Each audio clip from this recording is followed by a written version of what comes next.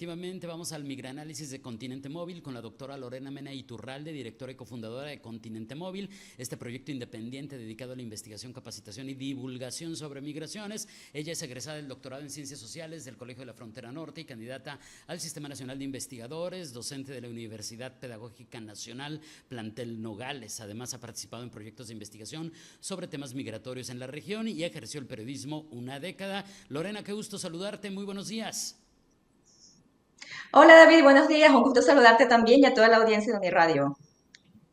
Oye, hoy vamos a platicar, o bueno, tú nos vas a explicar acerca de este tema de cómo los migrantes y los refugiados pues enfrentan esta situación pues no tener un acceso sencillo como debe de ser a una identidad legal. Y digo, ya nos explicarás y nos los pondrás en contexto, pero no sé si tenga que ver, para arrancar, con esto que pasa, por ejemplo, acá mucho en Tijuana, Lorena, de que pues deportan a las personas sin ningún papel y las autoridades no les ayudan a obtener algo para identificarse, para decir quiénes son. Así es, David. Efectivamente, todos estos elementos, entre ellos el que mencionas, tienen que ver con el acceso a la identidad legal. Y es que la Declaración Universal de Derechos Humanos señala que toda persona tiene derecho a una identidad y a que ésta sea reconocida ante la ley a través del registro civil. Sin embargo, cuando se trata de personas migrantes o en movilidad, este derecho puede enfrentar dificultades. Así que en este migranálisis vamos a revisar un poco qué barreras hay al respecto a partir de un informe titulado Acceso y uso de registro civil por parte de migrantes y refugiados en América Latina y el Caribe, que fue publicado por el Fondo de las Naciones Unidas para la Infancia, UNICEF, a mediados de este año. Pero empecemos por definir qué es la identidad legal. Y es que esto se refiere a las características básicas de la identidad de una persona, como son el nombre, el sexo, el lugar y la fecha de nacimiento que se le concede mediante el registro de nacimiento y la emisión de un acta de nacimiento por parte de una autoridad del registro civil. En este sentido, la identidad legal comienza a partir de tu registro de nacimiento y se legaliza en un acta, pero esta no es la única forma de identidad legal que adquieres a lo largo de tu vida, pues ocurren otros hechos que requieren que confirmes tu existencia legal, como son los cambios de nombre o de género, los matrimonios, uniones de hecho y finalmente tu muerte o defunción. Así que el registro civil de cada país tiene la tarea de registrar estos hechos vitales tanto de sus ciudadanos como de los extranjeros dentro de su territorio. Y en el caso de los foráneos, esto debería realizarse sin considerar la condición migratoria, de ciudadanía o cualquier otro requisito que pueda dificultar este registro. En América Latina estamos viviendo actualmente procesos migratorios que involucran a poblaciones de distintos orígenes y que en buena parte ocurren de manera irregular, por lo que las personas migrantes que no tienen pruebas de identidad legal corren riesgos como ser invisibilizadas por los estados, sufrir explotación, apatridia o no poder participar en procesos para regularizarse o para realizar reunificaciones familiares.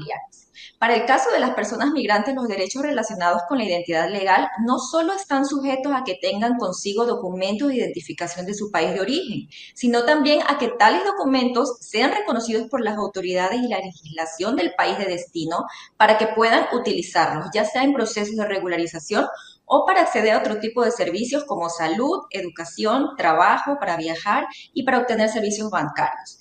Las pruebas de identidad legal también incluyen tarjetas de identificación expedidas por autoridades nacionales, pasaportes, tarjetas de residencia o identificaciones para personas migrantes o retornadas, como el caso que mencionas, David, porque son la llave para poder acceder a múltiples derechos y servicios en el nuevo país o en el país al que han retornado para sus procesos de integración. Así que teniendo en cuenta esto, UNICEF recopiló información de 20 países de América Latina donde analiza estas condiciones de acceso a identidad legal y observa pues, que hay algunas barreras que se pueden encontrar en algunas de estas etapas migratorias, David. ¿Y qué tipo de barreras serían? Porque me imagino que ha de haber de todo tipo, como el ejemplo que dábamos al inicio, ¿no? ¿Nos podrías platicar un poco acerca de ellas? Sí, mira, empecemos por los registros de nacimiento. Lo que se ha detectado a partir de este estudio en algunos países es que este trámite se suele obstaculizar porque se cree que al registrar un nacimiento se le confiere automáticamente la ciudadanía a ese niño o niña cuando en realidad depende de lo que estipula la legislación sobre nacionalidad de cada país. Estamos hablando aquí en el caso de niños nacidos de personas migrantes. Es decir, cuando la nacionalidad se adquiere por haber nacido en el territorio, es decir, por el ius soli, sí sirve como prueba el lugar de nacimiento que se registre, pero cuando la nacionalidad se adquiere por ius sanguini, que es por descendencia, lo que sirve como prueba es el parentesco de los padres, mientras que hay otros casos de países donde las legislaciones establecen un sistema mixto de ius soli y ius sanguini. Este malentendido ha llevado a algunas dependencias a negarse a registrar a veces nacimientos de niños nacidos de inmigrantes, de refugiados o solicitantes de asilo y de extranjeros, como pasó en Colombia con muchos hijos de inmigrantes venezolanos entre los años 2015 y 2019, dejándolos en apatridia. Y esta situación se tuvo que remediar vía decreto en el año 2021 por las graves afectaciones que tuvo. También hay que señalar que en Latinoamérica y el Caribe hay países que aplican el ius soli con restricciones como son las Bahamas, Chile, Colombia, República Dominicana, Surinam y Paraguay, mientras que países como Arabia, Curazao y Haití no aplican el ius soli bajo ninguna circunstancia. Otros obstáculos que se encontraron fueron la obligación de presentar actas de registro civil apostilladas y pasaportes, que esto puede resultar muy complicado para personas refugiadas o que están en movilidad, sobre todo porque este trámite suele implicar gastos y barreras burocráticas. Destacan aquí los casos de personas procedentes de Venezuela y Haití en diferentes países del continente. También la necesidad de tener un estatus migratorio regular, por ejemplo, en Bolivia, Chile y El Salvador se encontró que en la práctica se exige que los padres del menor estén regularizados en el país para poder acceder al registro civil del nacimiento. También pruebas como comprobantes de domicilio, que es difícil solventar para migrantes en tránsito, certificados de vacunación, conocer el tipo de sangre del bebé. Hay países donde el registro civil también no está, digamos, centralizado y los requisitos varían de un estado o provincia a otra. También la falta de servicios digitales, el no poder obtener copias del registro civil en línea. Eh, Hay países donde ni siquiera está informatizado el registro civil, se exige que sea presencial. Está el temor del miedo a las autoridades, la gente tiene miedo de ser deportada también y a lo mejor esto impide que muchos se acerquen al registro civil a poder registrar el nacimiento de sus hijos, como ha pasado con personas de Haití en República Dominicana. Y está también dificultades de idioma, a veces, más bien en la generalidad, los sitios web de los registros civiles de cada país no están traducidos a otros idiomas y esto puede imponer barreras para aquellos que no son hispanohablantes o estos migrantes extracontinentales que están atravesando el continente. Y bueno, entran otros aspectos como el tema de la discriminación y actitudes xenófobas por parte de funcionarios. Esto en cuanto a los registros de nacimiento, David.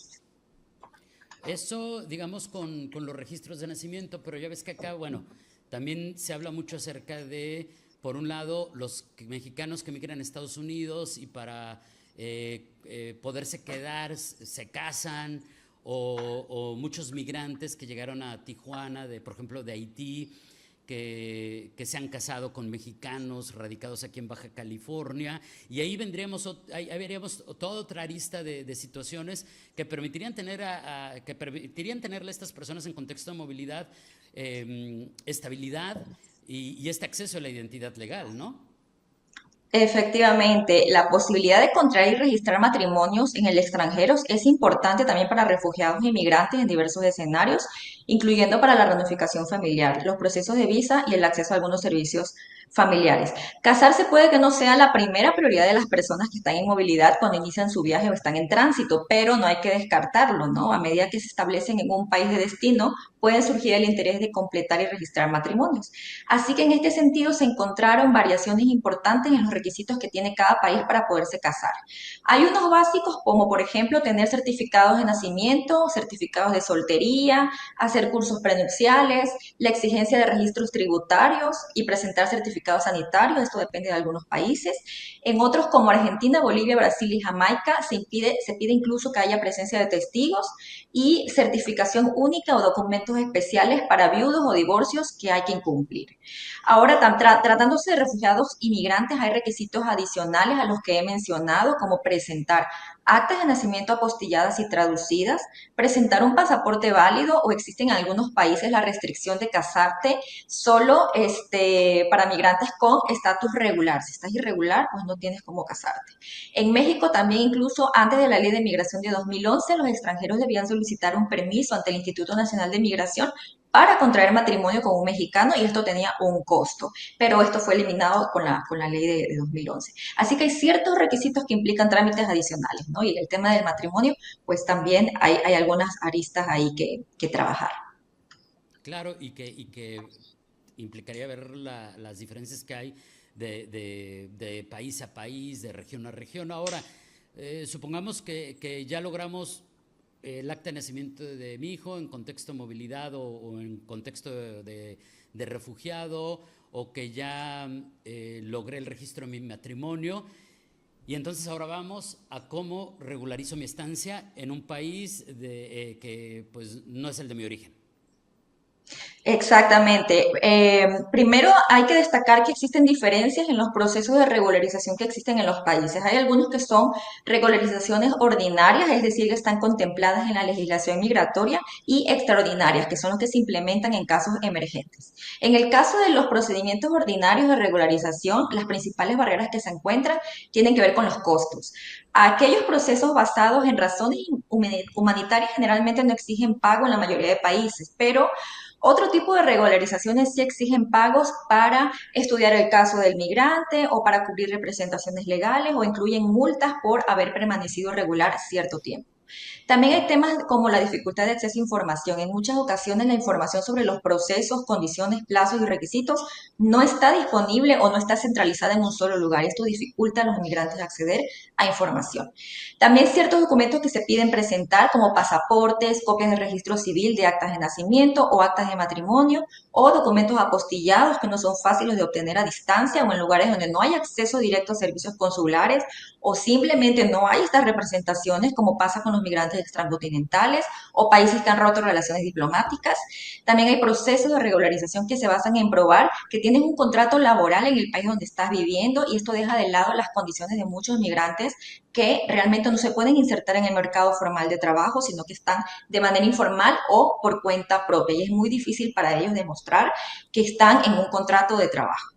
Y en cuanto a los procesos de regularización extraordinarios que se implementan en casos de flujos de migrantes que son sui generis, existen otros obstáculos como el carácter temporal y excepcional, porque esto los hace susceptibles a cambios o a que se pierdan estos beneficios o vigencia en un momento determinado.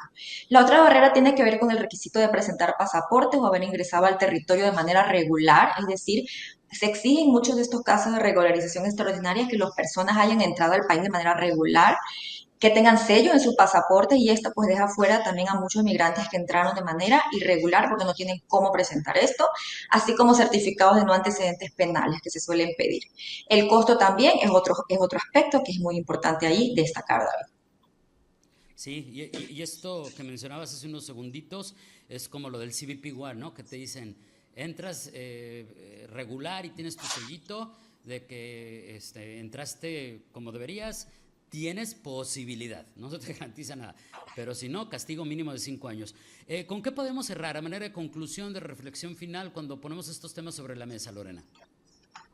Sí, David, pues mira, otro tema que genera interés tiene que ver con los certificados de defunción. Ahí hay preocupación, David, porque tenemos una gran cantidad de migrantes en su tránsito por los países que pueden fallecer en las rutas peligrosas o por distintas circunstancias, y para sus familiares acceder al registro de defunción puede ser muy engorroso para hacer trámites de repatriación de cadáveres y cumplir con otras obligaciones civiles. Este informe menciona que hay poca información pública al respecto, y hay que añadir que dependiendo de la muerte, si fue natural o por temas de violencia, los requisitos y procedimientos pueden cambiar. Hay algunas barreras también aquí con las que hay que trabajar.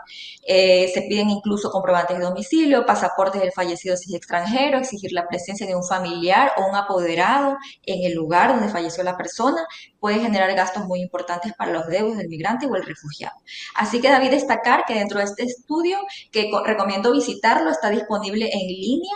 Hay que ver también que además de estas barreras que hemos mencionado, hay algunos ejemplos de buenas prácticas que se han implementado en ciertos países para intentar hacer menos engorroso el acceso a identidad legal, así que vale la pena pues revisarlo y ver qué pudiera servir para adaptarlo en otros contextos donde hay estas problemáticas, David.